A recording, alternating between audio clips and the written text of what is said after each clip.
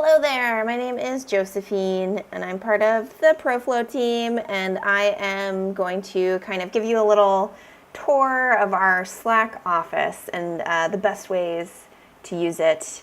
This is like Slack 101.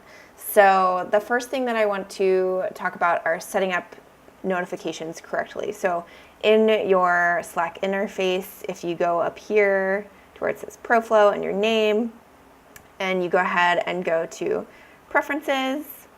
There's lots of options you can use for notifications. The one I want you to look at is the when I'm not active on my desktop. So this is really helpful for those of you who aren't going to be around and in Slack a lot, but still want to know what's happening. You can have it send you email notifications for mentions and direct messages. So that's someone mentioning your name.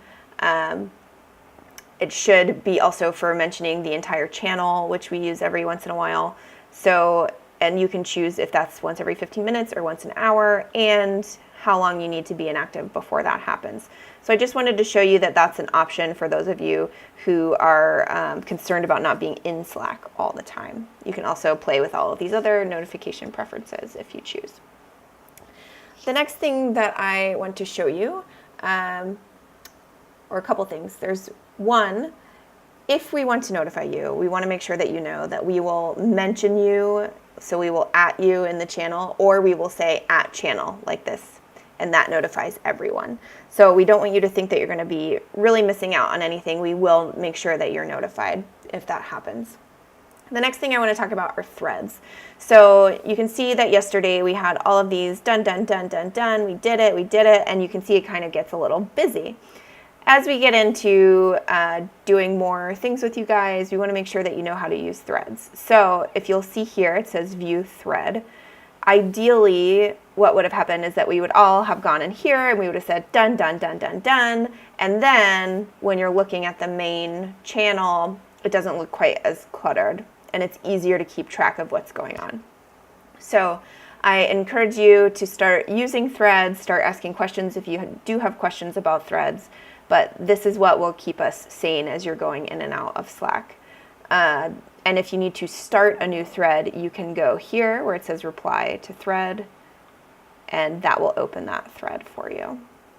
And that gives you the option on anything. You can start a thread, you can reply to the thread, etc. So that's how that works. You can also, this is the menu that allows you to react. So if you wanted to add an emoji to what's going on instead of having to write something, that's where you would do it. And while we're here, I want to show you how to star a message. So if you want to star a message, you can go to the message here and you just hit star. And that's essentially bookmarking that message. So you can access all those starred items here, and you can see I've already bookmarked something here. So that just keeps those, anything that you deem important or that you want to revisit, you would star so that you can come back to it and you don't have to search for it again. And then while we're up here, I want to show you the activity portion. So if you go to activity, this is going to, you want to make sure that it includes everything, which will be anytime the channel is mentioned, anytime you're mentioned, anytime someone reacts to something that you say, etc. So if you're in and out of Slack a lot, again, it's really nice to go ahead and check your activity. That keeps you, again, from having to scroll through everything and see what's going on. It just shows you right there kind of a succinct view of any time you've been mentioned. So I would definitely make sure that you know what these two buttons do.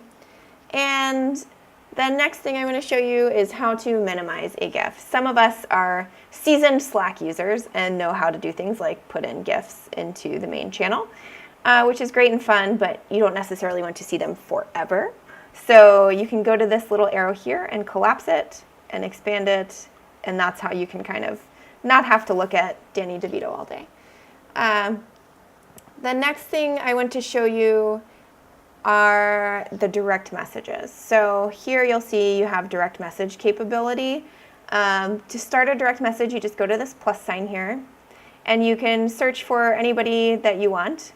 If you, say, have a question about the book or something related to your galley copy, you can, say, start a direct message with Angela, and you can write to her here. And that's just you and Angela there. So if you have questions about Slack, you can direct message me. So that is something that's available to you. And if you have a question for another street team member, again, you can start a direct message with them. The last thing I want to show you is kind of the one advanced thing you can do. So if you go to your own channel here, a direct message with yourself, you hit the backslash. You have many commands available to you, but the one I'm going to show you is remind. So this is really helpful if you just want Slack to remind you about something. So remind me to check my activity at 10 a.m. tomorrow.